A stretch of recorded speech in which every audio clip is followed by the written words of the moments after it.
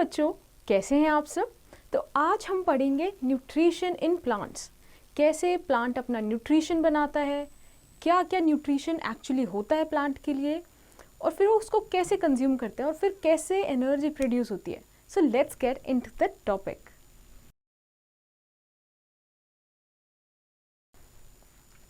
As you already know, all living beings require energy to carry out their daily activities. This energy is obtained from the food they consume, while animals and humans contain their nutrition from the food they eat. Plants have a unique mechanism for obtaining their essential nutrients. Plants produce their own food through the process of photosynthesis. They need nutrition for their growth and to protect themselves against diseases. They get their nutrition from air, water and soil. Now let us explore the different ways plants obtain the energy nutrition from their survival. Alright, तो basically जैसे living beings हैं, जैसे हम human beings हैं, तो हम क्यों food खाते हैं? अगर सोचा जाए एनर्जी के लिए, ताकि हम अपनी डेली एक्टिविटीज़ कर सके, right?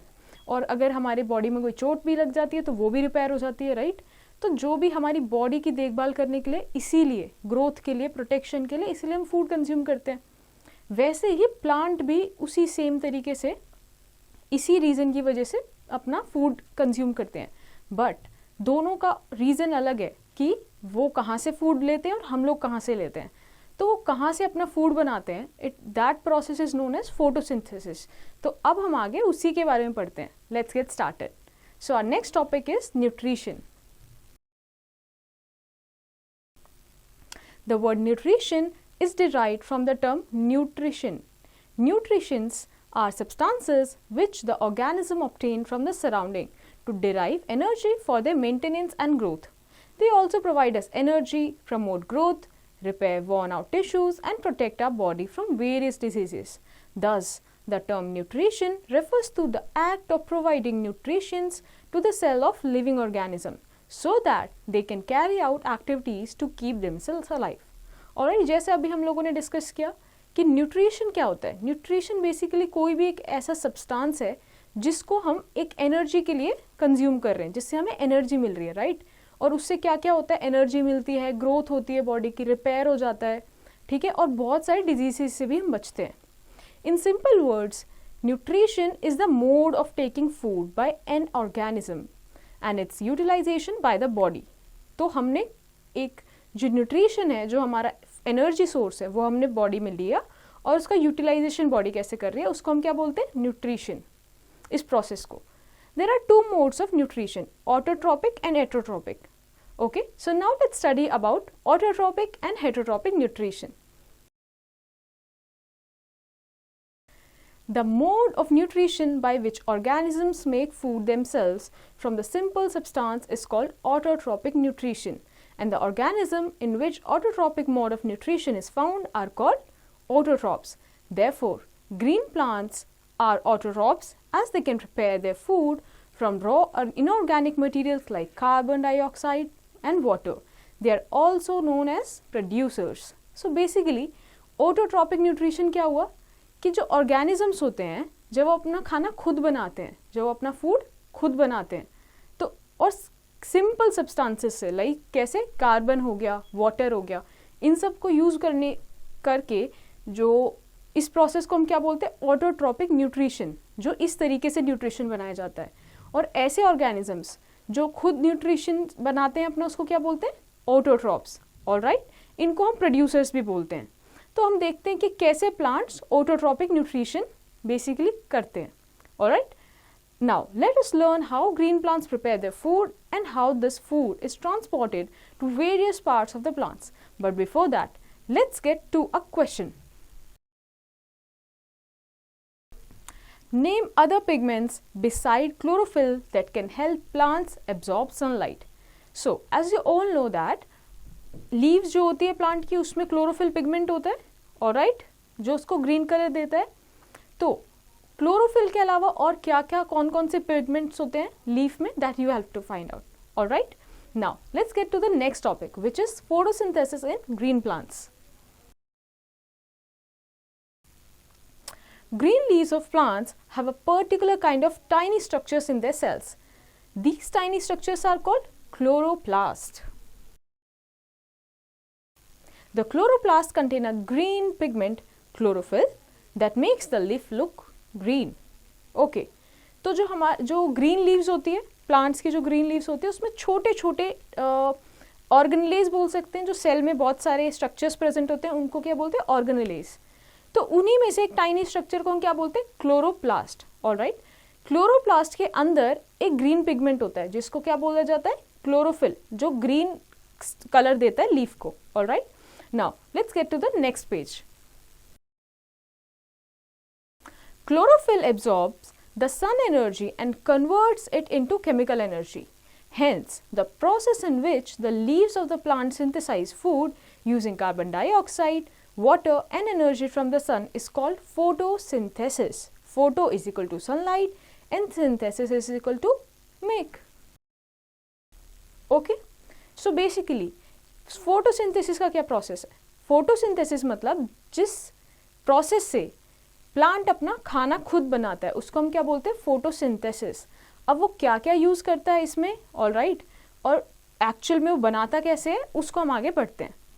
Glucose is the immediate product of photosynthesis. तो ग्लूकोज क्या हुआ, ग्लूकोज उसने फोटोसिंथेसिस के थ्रू बनाया, राइट. तो ग्लूकोज क्या हुआ, that is the source of energy. This is utilized by the plants for getting energy. Some of the glucose is converted into starch and stored in different parts of the plant. In addition to glucose, oxygen is also released as a byproduct of photosynthesis. The entire process can be written in the form of following equation.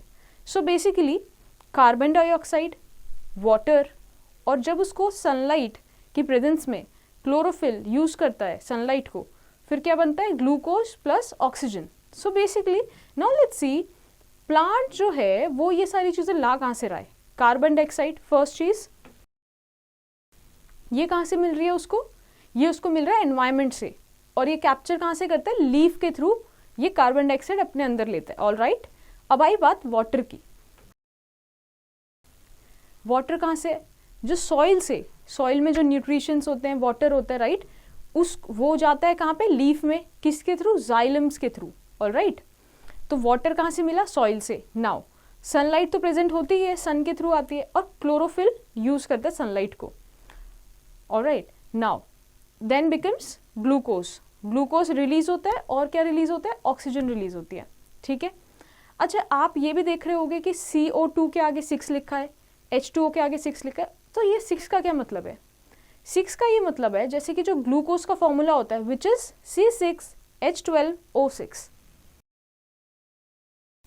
Alright, तो इसका मतलब 6 molecules किसके, carbon के use हुए, hydrogen के कितने 12 molecules release हुए, और ऑक्सीजन के 6 मॉलिक्यूल्स. ऑलराइट, ग्लूकोज के अंदर.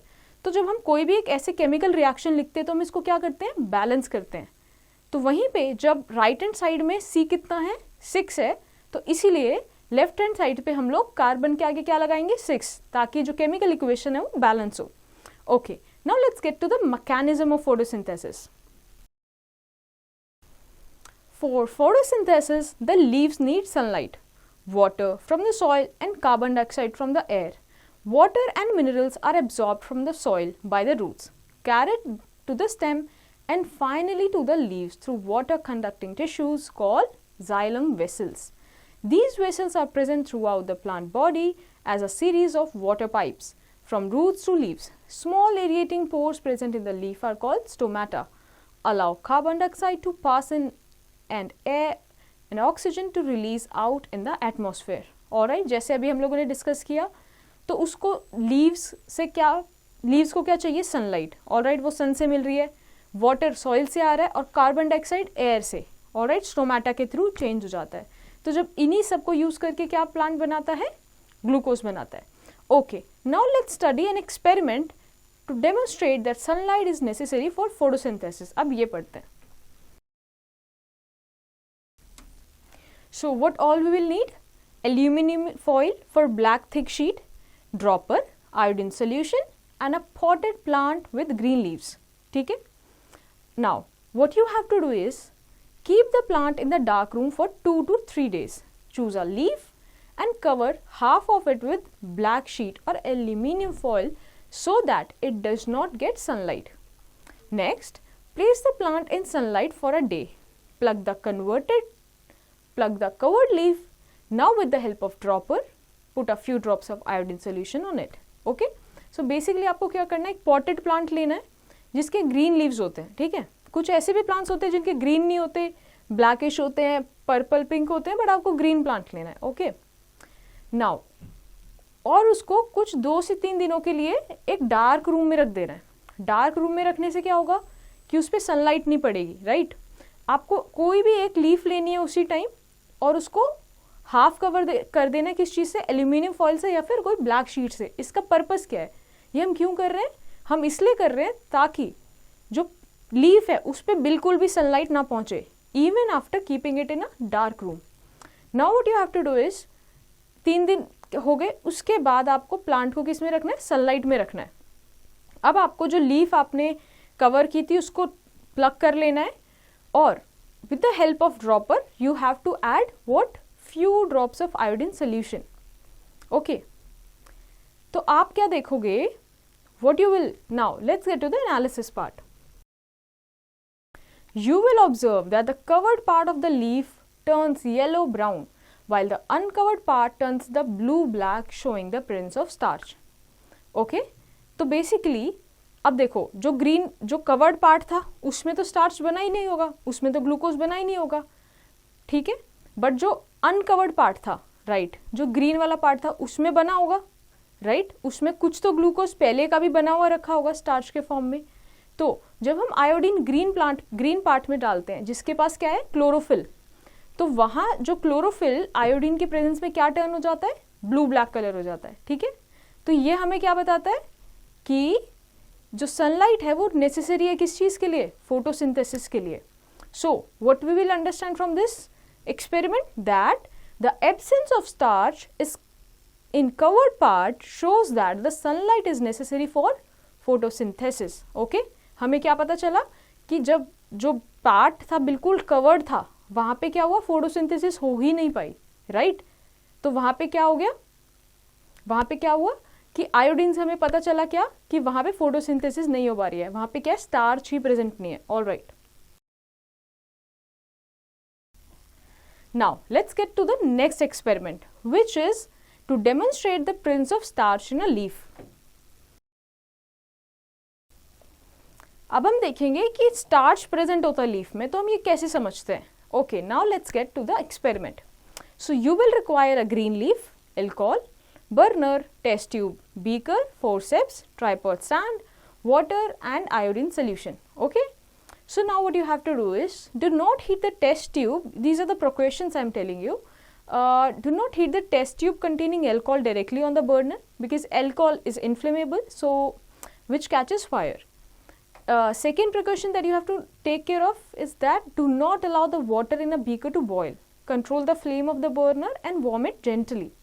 So now what you have to do is take a leaf from a healthy plant and boil it in water contained in a beaker for about 5 minutes. This will make the leaf soft and stop any further chemical changes in it. Okay, तो आपको एक fresh leaf लेनी है और उसको burner की help से एक बीकर में क्या करना है? थोड़ा सा गर्म कर लेना है. आपको क्या मेक श्योर करना है कि वाटर बॉईल ना करे, उसको धीरे धीरे जेंटली वार्म करना है. नाउ इससे क्या होगा? जो लीफ होगी वो सॉफ्ट हो जाएगी और कोई भी केमिकल चेंजेस जो भी होते रहते हैं लीफ में वो स्टॉप हो जाएगा. Alright, now let's get to the next part. So next you have to take out the leaf carefully from the water using forceps and place it in a test tube containing alcohol. Place the test tube in a beaker of water and warm the water gently until the alcohol begins to boil. Let it boil until the green color of the leaf completely disappear. Okay, so what you have to do is, आपको वो जो leaf आपने अभी हल्की सी soft की थी वो निकाल लेनी है फॉर्सेप की हेल्प से और उसको एक टेस्ट ट्यूब में लेना है. अब टेस्ट ट्यूब में आपको अल्कोहल रखना है और उसको लीफ उसमें डाल देनी है. नाउ एक बीकर में पानी लेना और उसको बर्नर की हेल्प से थोड़ा थोड़ा हल्का सा बॉईल करना है. ठीक है, आपको मेक श्योर करना है कि अल्कोहल पे डायरेक्ट बहुत ज़्यादा हीट भी ना पड़े और वो बॉईल ना करे. क्यों? क्योंकि अल्कोहल जो इनफ्लेमेबल होती है, फायर जल्दी से कैच करेगी. Next step, take out the leaf from the test tube using forceps and wash it with water. Okay, तो आपको कब तक ये बॉईल करते रहना, तब तक आप देखो कि जो ग्रीन कलर है लीफ का, वो बिल्कुल डिसअपियर ना हो जाए, बिल्कुल ख़त्म ना हो जाए. और फिर उसको फोर्सेप्स की हेल्प से निकाल लेना, वॉश कर लेना लीफ को वाटर के. Now you have to put few drops of iodine solution to the leaf. अब आयोडीन डालोगे लीफ पे कुछ drops. Now what you will see is that you will observe that the color of the leaf becomes blue black, okay, which shows that blue black color of the leaf confirms the presence of starch in it. Okay, so now आपने अब जब iodine डाला तो उससे क्या होगा, जो leaf का जो कलर है वो बिल्कुल क्या टर्न हो जाएगा, ब्लू ब्लैक कलर. ओके, तो ब्लू ब्लैक कलर क्या कंफर्म करता है, presence of starch.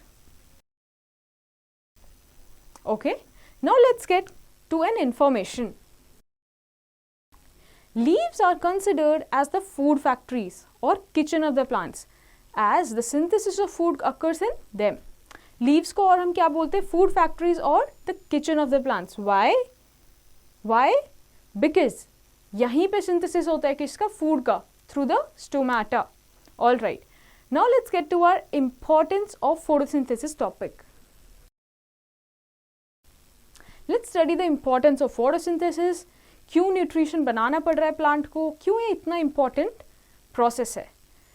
Can we imagine life on earth without green plants and photosynthesis? Definitely not.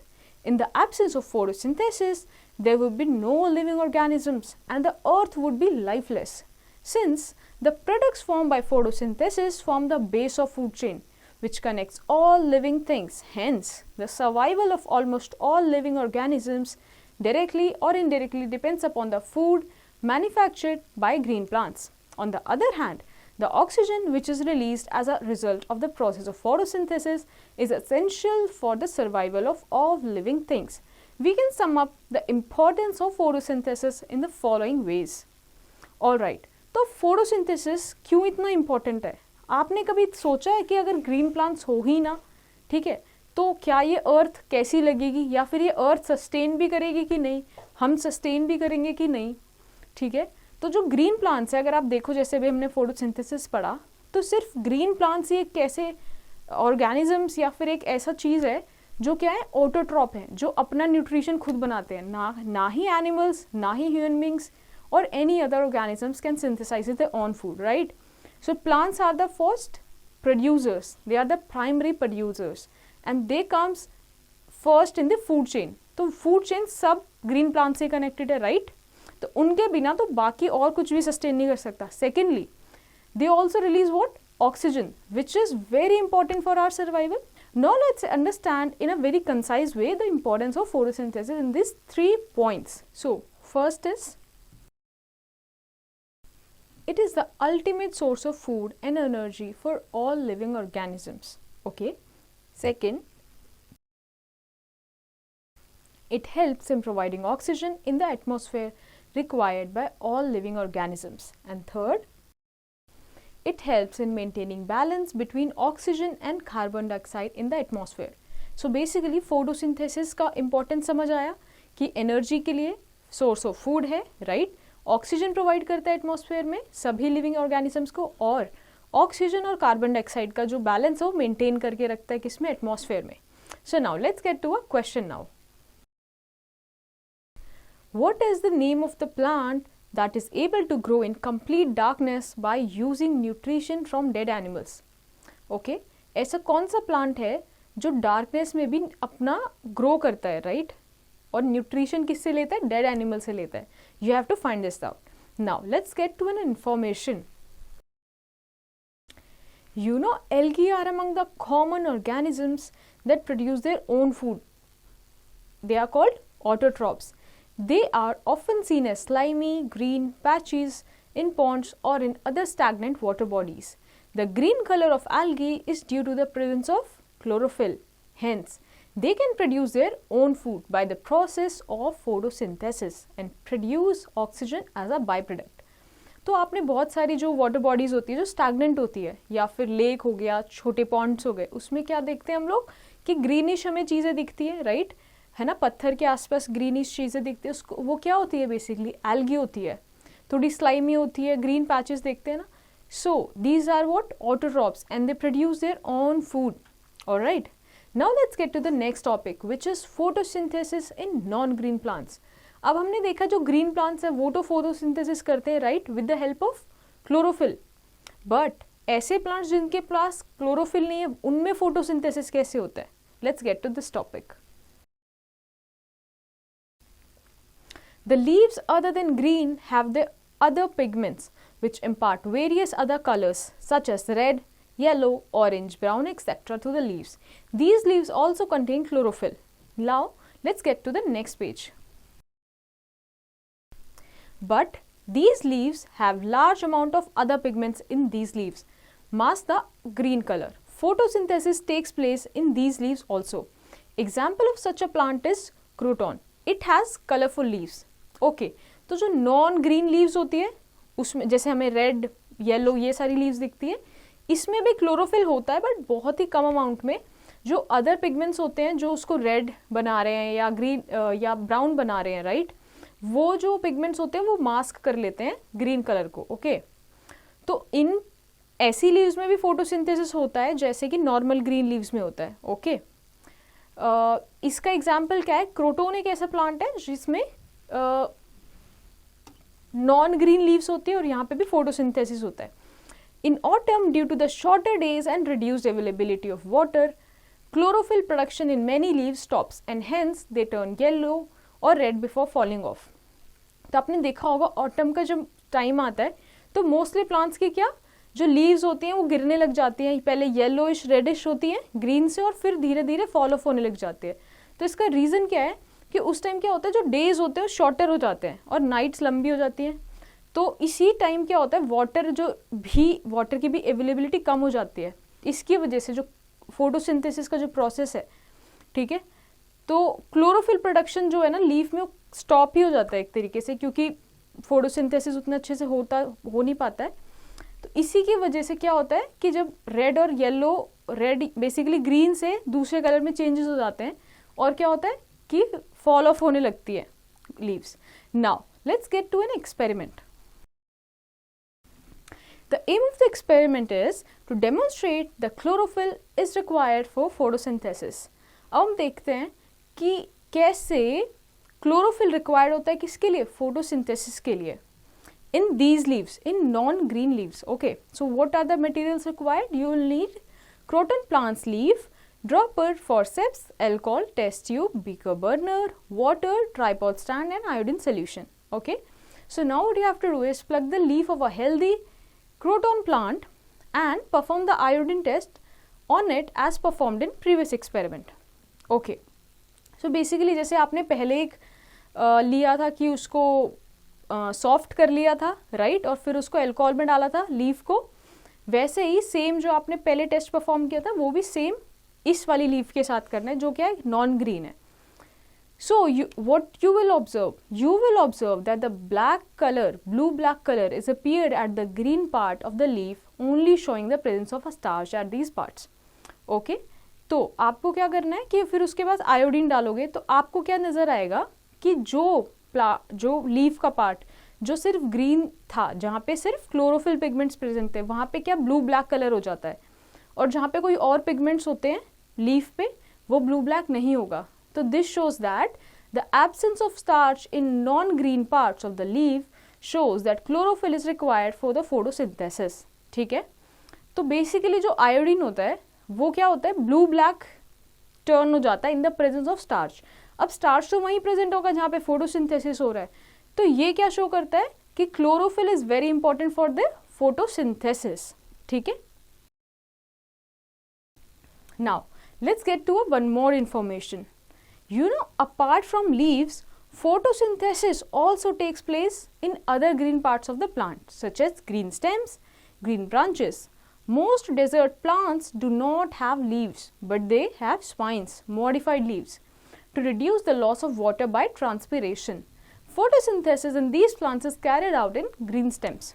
Okay, तो आपने देखा होगा जो deserts में mostly जो plants होते हैं वो they have what modified leaves, तो उनके जो लीव्स होते हैं ना वो स्पाइन्स में कन्वर्ट हो जाते हैं ताकि वाटर लॉस कम हो थ्रू द ट्रांसपिरेशन।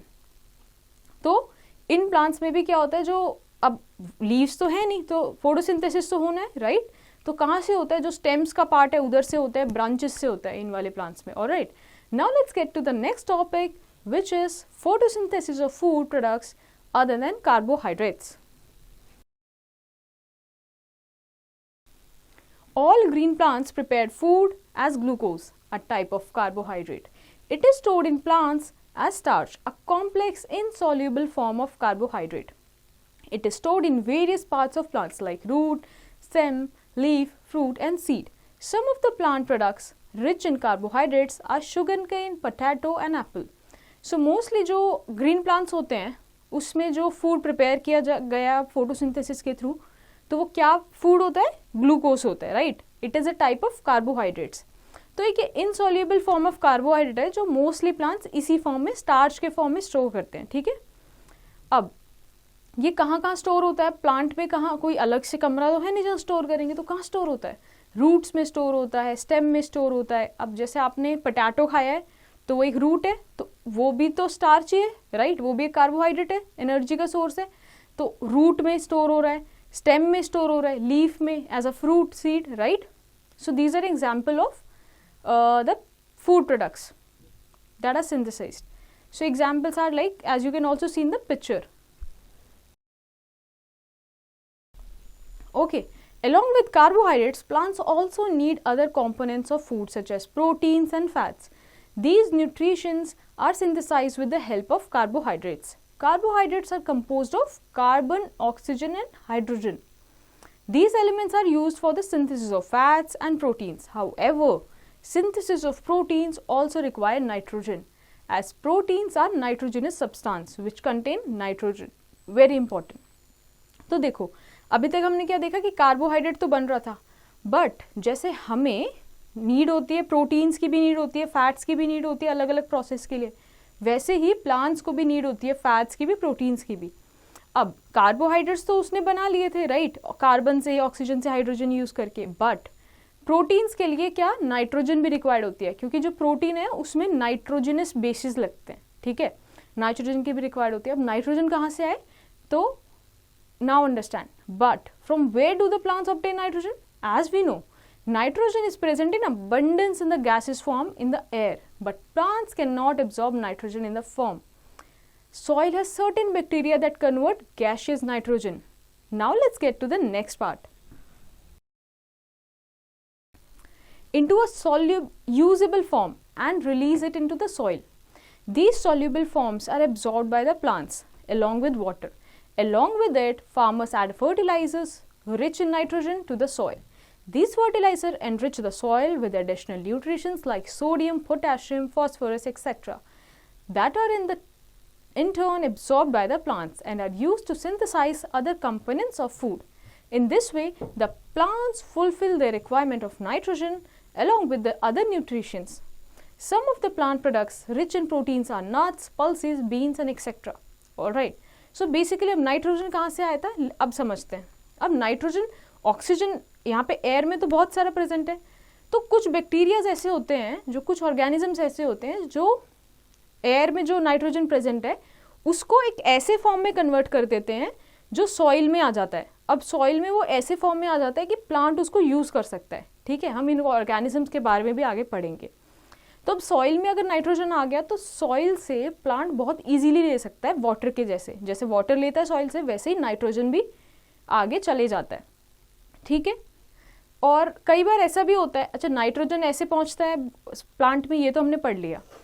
कुछ ऐसे भी न्यूट्रिशंस, कुछ ऐसे भी मिनरल्स या कुछ ऐसे भी मेटल्स होते हैं जैसे सोडियम हो गया, पोटेशियम, फास्फोरस, ये भी दूसरे प्लांट्स के थ्रू सॉइल में पहुंच सकते हैं, बट कभी कभार फार्मर्स फर्टिलाइज़र के थ्रू भी ऐड करते हैं।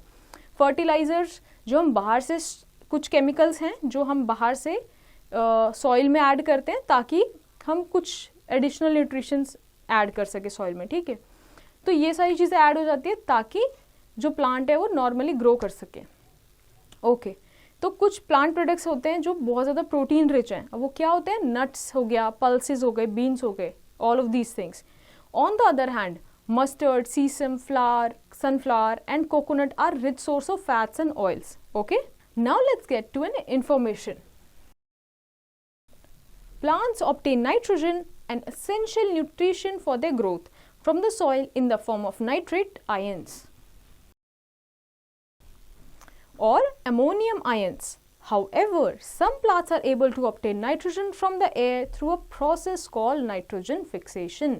Okay, so there are some plants जो एयर में नाइट्रोजन प्रेजेंट होती है उसको भी ले सकते हैं through the process called nitrogen fixation. अब वो प्लांट्स कौन से होते हैं वो अब आगे देखते हैं. Alright, now there is one more exercise that you have to do. So basically you have to name the following. Okay, so based on your understanding till now, you have to perform these 5 fill in the blanks. Okay, now let's get to our next topic, which is heterotrophic nutrition. Organisms that are not capable of synthesizing their own food and depend on other organisms for their food requirement are called heterotrophs. As these organisms depend on others for food, they are called consumers. All animals and human beings belong to this category. Hence, the mode of nutrition in which organisms obtain their food from the others, plants and animals, is called heterotrophic nutrition. Okay. अब देखो क्या होता है कि plants तो capable थे अपना food बनाने के लिए, but we organisms, human beings, animals and any other organism, we are not capable of synthesising our own food. ठीक है, so we are dependent on plants for the energy requirement. Okay, so we are known as heterotrophs. क्यों? क्योंकि हम जो अपना energy है वो किसी पे डिपेंडेंट है अपने एनर्जी सोर्स के लिए, राइट? इसलिए हमें क्या बोलते हैं? हेटेरोट्रोप्स. हम अपना खुद तो बना नहीं सकते energy in the presence of sunlight, हम तो नहीं कर सकते, तो इसीलिए हमें क्या बोला जाता है? हेटेरोट्रोप्स. और हमें क्या बोलते हैं? कंज्यूमर्स. हम कंज्यूमर्स भी हुए. प्लांट्स क्या होते हैं? प्रोड्यूसर्स. और इसी प्रोसेस को हम क्या बोलते हैं? जब हम न्यूट्रिशन दूसरे से लेते हैं, इसी को हम क्या बोलते हैं? Heterotrophic nutrition. Now let's understand heterotrophic nutrition in plants. Heterotrophic plants are not of green color because they do not contain chlorophyll. Yeast, mushrooms and molds are some examples of non-green plants. अब देखो heterotrophic nutrition कैसे होता है plants में. अब कुछ plants ऐसे होते हैं जो खुद नहीं बना सकते फूड क्योंकि वो ग्रीन नहीं है, क्योंकि उनके पास क्लोरोफिल नहीं है. तो जैसे क्या होते हैं? यीस्ट होते हैं, मशरूम्स होते हैं, मोल्ड्स होते हैं. ये सब क्या है? एग्जाम्पल नॉन ग्रीन प्लांट्स हैं. ठीक है, ये सब किसके एग्जाम्पल है? हेटेरोट्रोपिक प्लांट्स के. Now heterotrophic nutrition in non green plants are of 3 types. Heterotrophic nutrition अब नॉन ग्रीन प्लांट्स में कैसे होता है? 3 टाइप से होता है. तो बेसिकली जो नॉन ग्रीन प्लांट्स हैं, ठीक है, जो ऑटोट्रॉप नहीं है, वो कैसे ग्रीन प्लांट्स से अपना न्यूट्रिशन लेते हैं, वो हम 3 टाइप्स के होते हैं. ठीक है, स्पोरोट्रॉफिक, ठीक है, पैरासिटिक या सिम्बायोटिक. ये 3 रिलेशनशिप्स हैं जो नॉन ग्रीन प्लांट्स के प्लांट्स ग्रीन प्लांट से होती है, जिसके थ्रू वो क्या न्यूट्रिशन लेते हैं. So we will study this one by one. Okay, first is saprotrophic nutrition.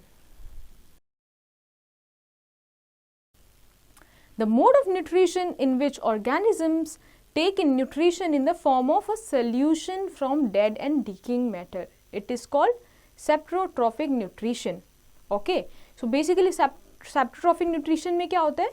एक ऐसा mode of nutrition है जिसमें organisms कैसे nutrition लेते हैं? solution के form में dead और decaying matter से.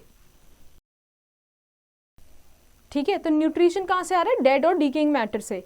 किस फॉर्म में? सोल्यूशन के फॉर्म में. Alright, now let's get to the next page. The organisms in which this mode of nutrition is found are called saprotrophs or saprophytes. Okay, saprotrophs are the organism that feed on dead and decaying matter. They include mostly fungi, which are seen growing on bread mold or cultivated as mushrooms for food. Mushrooms can also be seen growing on rooting wood during the rainy seasons. Alright, so basically saprotrophs जो होते हैं, ये एक ऐसे organisms हैं जो किस पे, डेड और डीकिंग मैटर पे से अपना न्यूट्रिशन लेते हैं। तो इसके एग्जांपल्स क्या हुए, फंजाई हो गए, मशरूम्स हो गए। तो आपने देखा होगा जब रेनी सीजन आता है, ठीक है, रेनी सीजन आता है, कोई आपने वुड, लेट्स से अगर आप फॉरेस्ट में कभी गए हुए हो तो आपने वुड जो कटी हुई है या कोई टूटी वुड है, ठीक है, आपने देखा होगा, या फिर जो फॉरेस्ट का जो मेजरली जो फॉरेस्ट का लैंड होता है जिसपे बहुत सारे पत्ते ऐसे गिरे हुए हैं, उनमें भी आपने देखा होगा कभी मशरूम ग्रो कर रहा है, फंजाई ग्रो करता हुआ दिखेगा आपको, ठीक है। तो ये क्यों है, और वुड पे क्यों कर रहा है मशरूम ग्रो, क्योंकि ऑल्दो वुड में कोई डेड हो चुकी है वुड, राइट, उसमें डीकेइंग मैटर है, बट वहाँ से भी ये जो मशरूम्स होते हैं, ये जो सैप्रोट्रॉप्स होते हैं, ये क्या करते हैं, न्यूट्रिशन लेते हैं, ठीक है।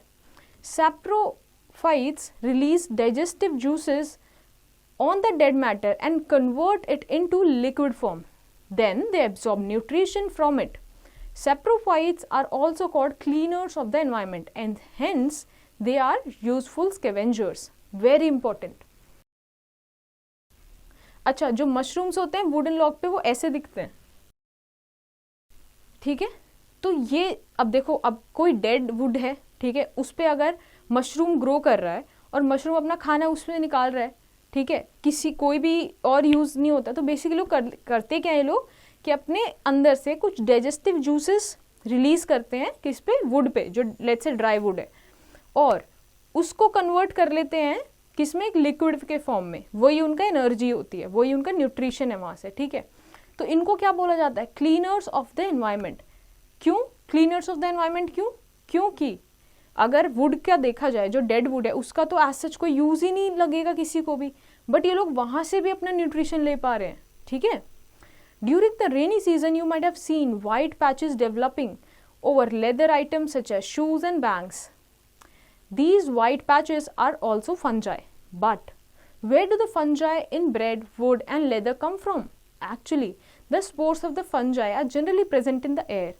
When they land on wet and warm things, they germinate and grow, often spoiling the things on which they grow.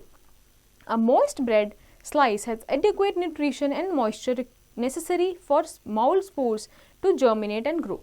So basically, rainy season में आपने ना जो वुड के लॉग्स होते हैं या जो ट्री होते हैं उसमें आपने वाइट पैचेस देखे होंगे, या फिर आपने ब्रेड पे भी वाइट पैचेस देखे होंगे, specially during the rainy seasons. तो ये आते कहाँ से हैं, ठीक है, बेसिकली है ये फंजाई, बट ये आ कहाँ से रहे हैं, एकदम से ही हमें रेनी सीजन में ही मोस्टली दिखते हैं. तो इसका मतलब ये है कि रेनी सीजन से पहले ही स्पोर्स जो होते हैं वो ऑलरेडी एयर में प्रेजेंट होते हैं, ठीक है, बट उनको जो करेक्ट एनवायरनमेंट नहीं मिल रहा होता उससे पहले. बट जैसे रेनी सीजन आता है तो थोड़ा सा वेट एनवायरनमेंट हो जाता है, राइट. तो उसमें वो लोग अपना एक अच्छा सा एनवायरनमेंट मिल पाता है उन्हें ग्रो करने के लिए, जर्मिनेट करने के लिए, जहाँ से उनको सही मॉइस्चर और सही एडिक्वेट न्यूट्रिशन मिल पाता है. इसीलिए हम देखते हैं किसमें, ब्रेड में देखते हैं फंजाई ग्रो करते हुए. You can also see the fungi growing on the bread in the picture here. Now, before we move ahead, let's get to a question. Why all varieties of mushrooms are not edible? You must have heard, ऐसे बोलते हैं कि हर mushroom जो है वो खाने लायक नहीं होती, राइट, किसी में जहर होता है, ऐसे सुना होगा आपने. But have you ever thought कि why all mushrooms are not edible? You have to find this out. All right. Now, let's get to the next topic.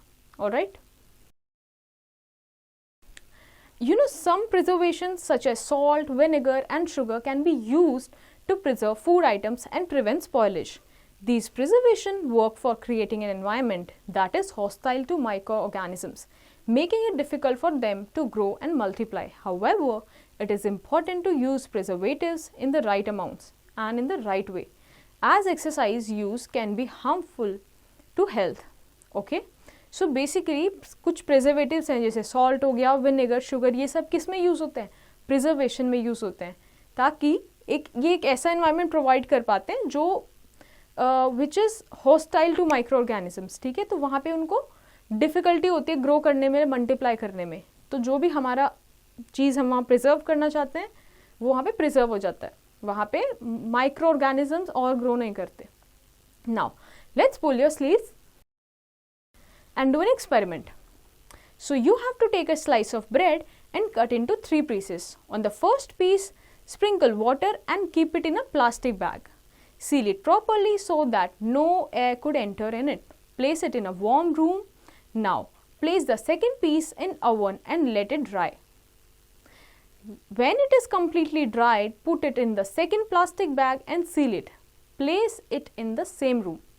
Now, keep the third piece of bread in refrigerator after putting it in the third plastic bag. So basically अभी तक आपने क्या किया कि एक slice of bread लिया, उसको 3 pieces में आपने ब्रेक किया, ठीक है, और एक पीस पे क्या किया सबने आपने पहले उस पर थोड़ा सा वाटर स्प्रिंकल किया और उसको एक प्लास्टिक बैग में डाल दिया, ठीक है.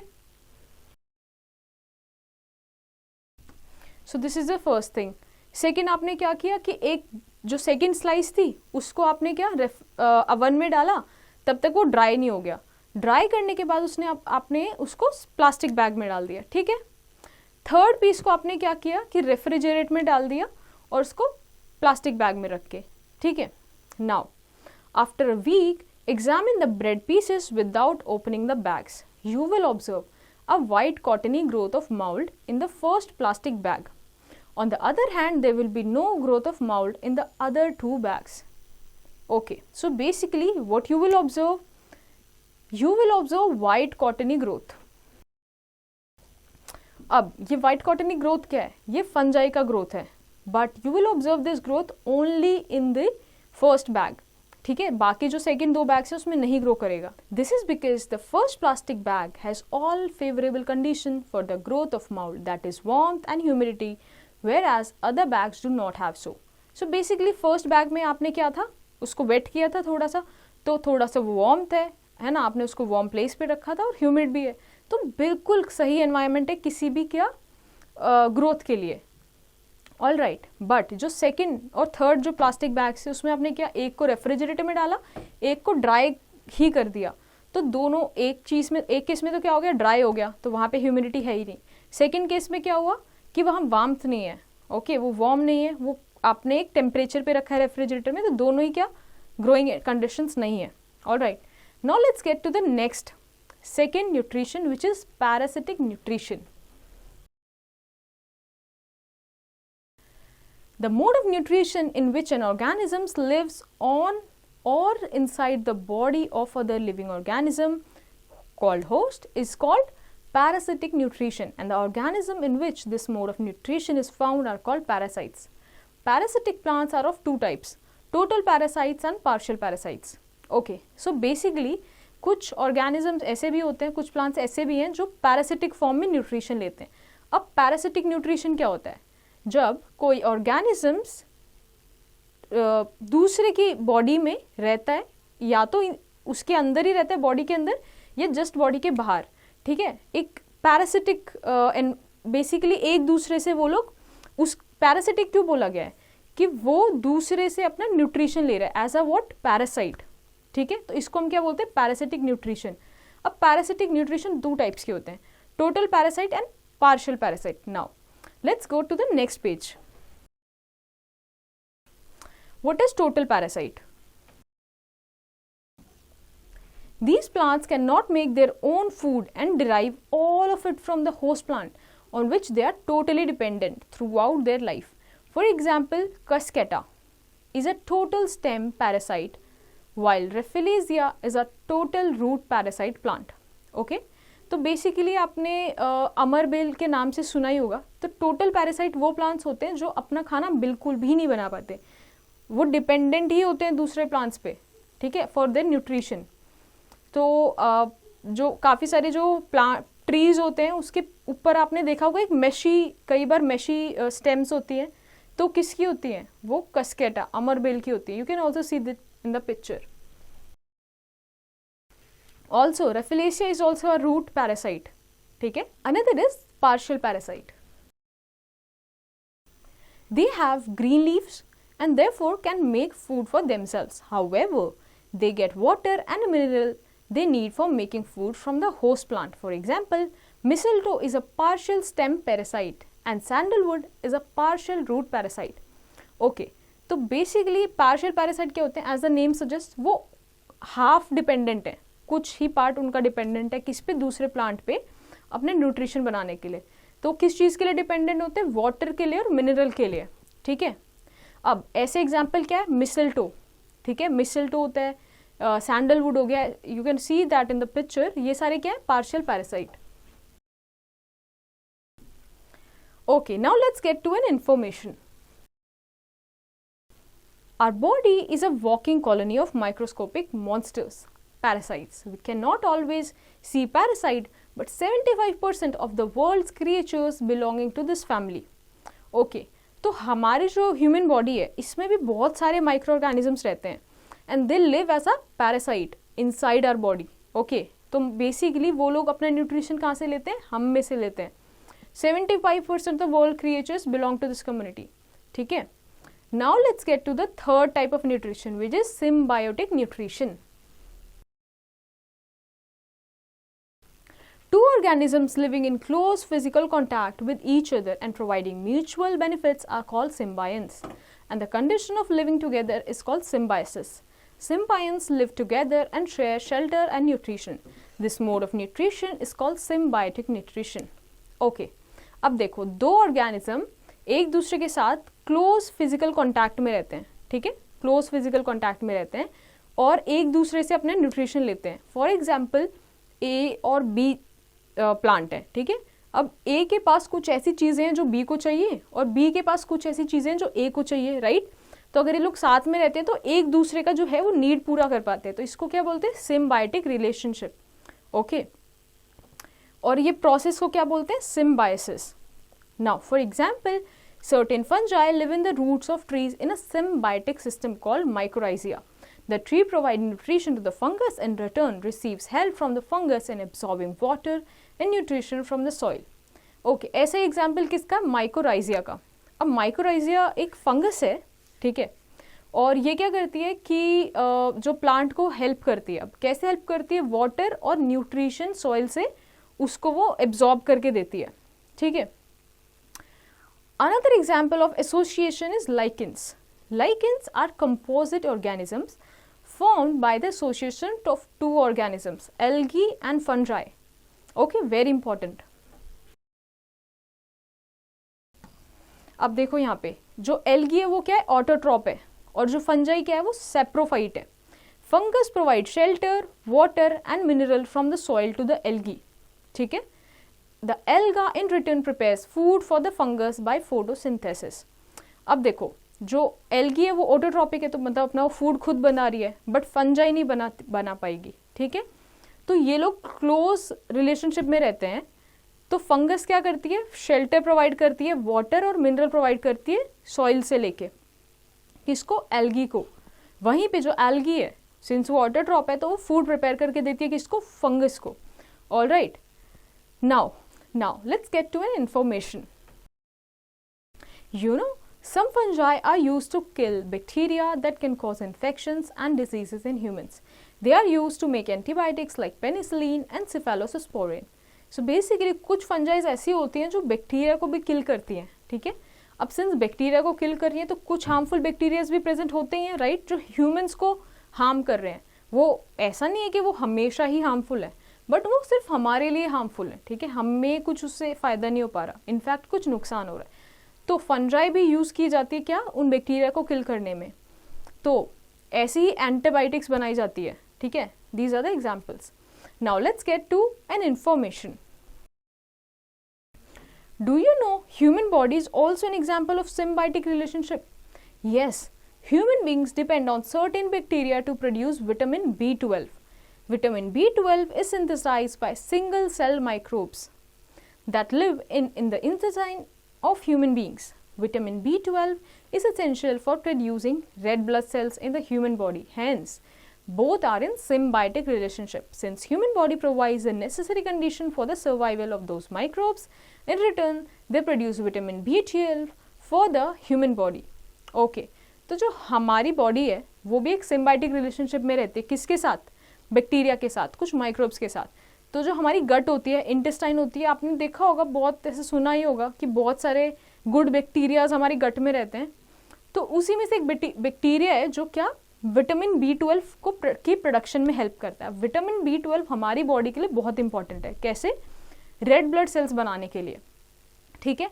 अगर वो बैक्टीरिया हमारी बॉडी में नहीं होंगे तो क्या होगा? रेड ब्लड सेल्स नहीं बनेगा और हमें क्या डिजीज हो जाएगा कोई पर्टिकुलर काइंड का। बट यही जो बैक्टीरिया हैं वो क्या करते हैं, उन्हें भी अब ग्रो करना है, ठीक है। उनका सिर्फ सोलली काम क्या होता है? खाना खाना और डिवाइड करना, ठीक है। तो हमारी बॉडी में रह के, हमारे इंटेस्टाइन में रह के वो क्या सर्वाइवल ले पाते हैं, वो ग्रो कर पाते हैं और उससे हमें क्या मिलता है? विटामिन B12 सिंथेसाइज हो पाता है, ठीक है। Now let's get to the next page. Now let's get and study about insectivorous plants.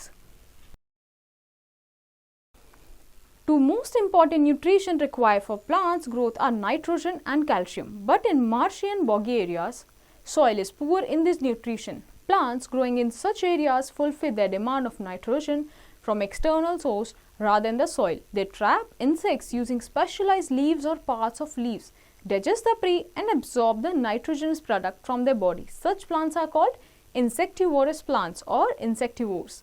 Venus flytrap and pitcher plant are examples of insectivorous plant.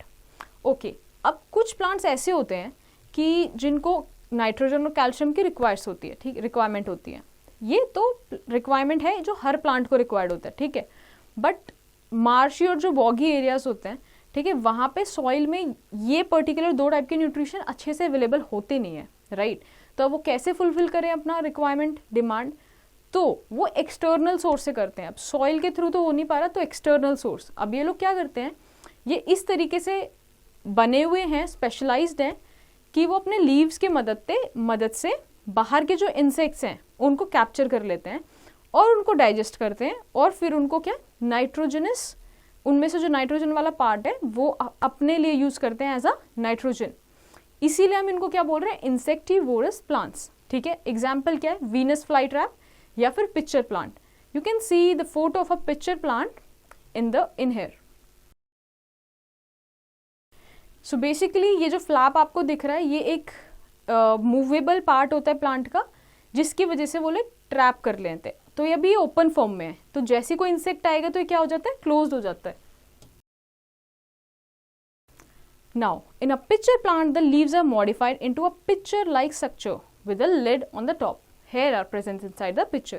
When an insect sits on the pitcher plant, the lid closes to trap the insect. It gets entangled in the hair of the pitcher and is killed by the digestive juices secreted inside the pitcher.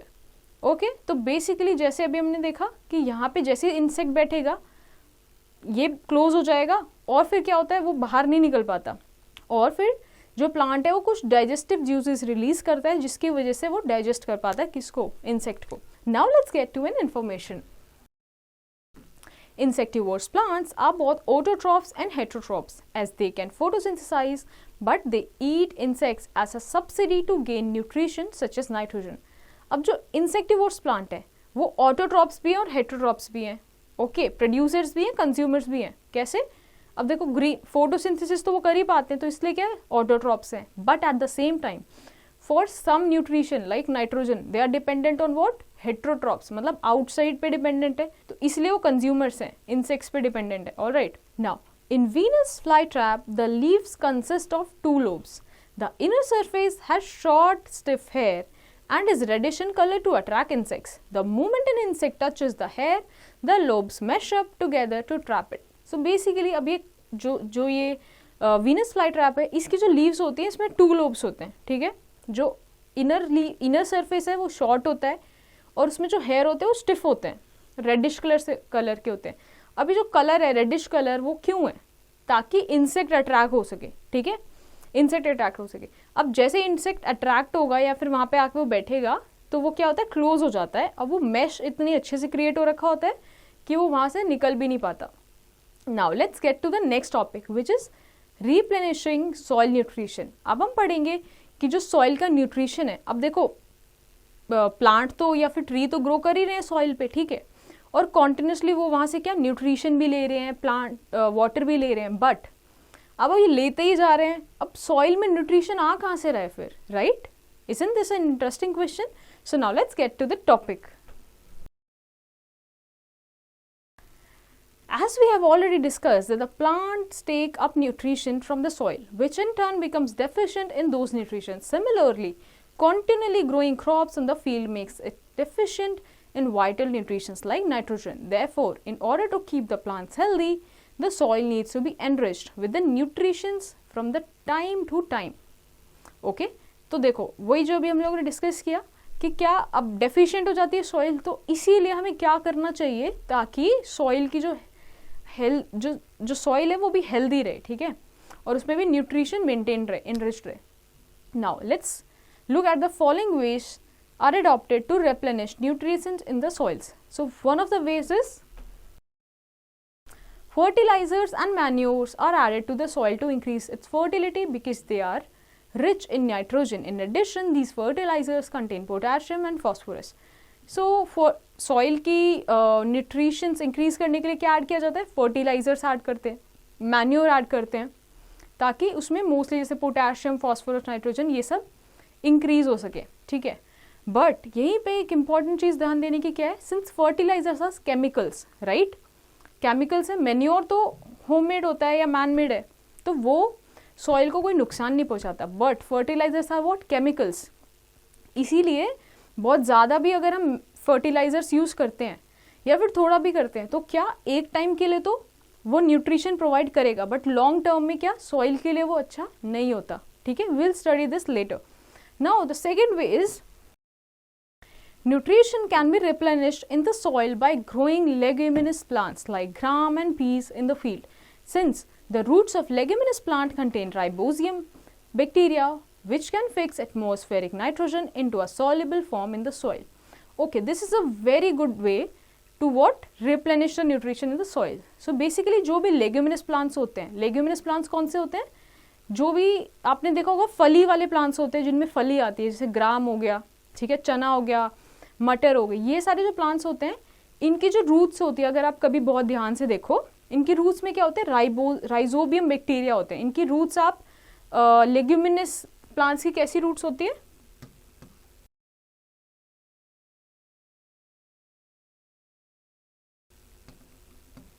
ऐसे notes देखोगे आप उनकी roots पे. Okay, तो ये क्या होते हैं, नाइट्रोजन फिक्स करते हैं सॉइल में. तो ये एक बहुत ही नेचुरल तरीका है क्या, न्यूट्रिशन वापस लाने का सॉइल में, ठीक है.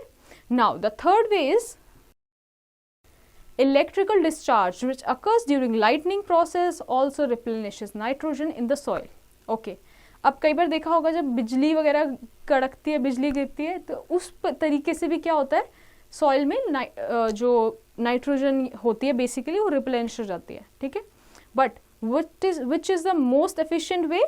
It is through the leguminous plant, by planting or growing leguminous plants. Okay, now let's move ahead. It is a good to have the soil tested in a lab before adding fertilizer to it to find out what nutrients are needed. Although nitrogen gas is available in plenty in the air, plants cannot use it directly in a way they can use carbon dioxide. Plants can only absorb soluble forms of nitrogen from the soil through roots. अब जब भी fertiliser soil में add किया जाता है तो उसको ज़रूरी है कि हम पहले लैब में टेस्ट करा लें उधर वो सॉइल को कि इसमें क्या क्या डेफिशिएंट है, ठीक है. उसी हिसाब से आप फर्टिलाइजर ऐड करते हो. एक्चुअली होता क्या है कि जो भी नाइट्रोजन एयर में प्रेजेंट होता है, प्रेजेंट तो बहुत सारा है, बट क्या प्लांट उसको ले नहीं पाते, एब्जॉर्ब नहीं कर पाते, क्योंकि वो एक सॉल्युबल फॉर्म में नहीं होता, सॉइल में प्रेजेंट नहीं होता.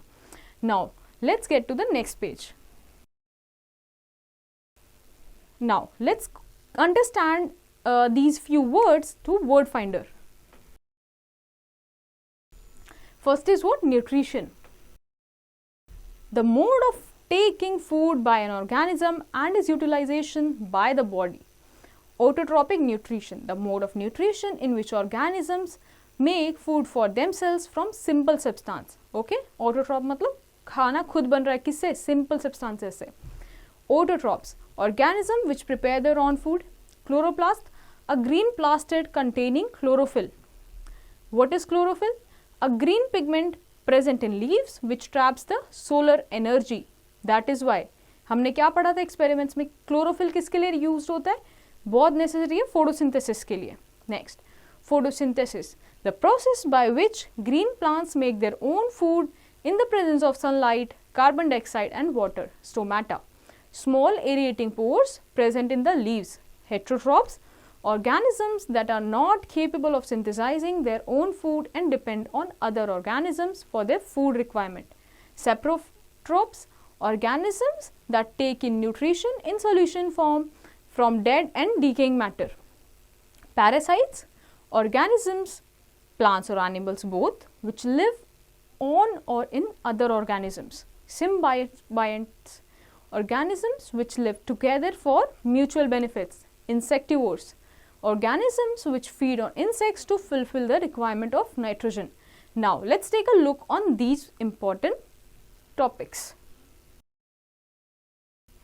So these were the topics that were discussed in the chapter, but here we'll study in very concise way. All living beings require energy to carry out their daily activities. All components of food which are necessary for our body are called nutrition. ठीक है? Autotrophic and heterotrophic are the two modes of nutrition. Plants use simple chemical substance like carbon dioxide, water and minerals for the synthesis of food. Oxygen released as a byproduct of photosynthesis is a life supporting gas and is used by all living organisms for their survival. ठीक है? Oxygen use हो रही है जो किसका by product है? Photosynthesis का. Food synthesized by plants is stored in the form of starch in different parts of the plants. कैसे कैसे हमने पढ़ा था? रूट्स में, स्टेम्स में, है ना? Saprophytic, parasitic and symbiotic are the different modes of heterotrophic nutrition in plants. Insectivores plant grow in nutrition deficient soil, so they derive minerals from the insect they trap. Nutrition in the soil are replenished by adding manure and fertilizers, by growing leguminous plants and etc.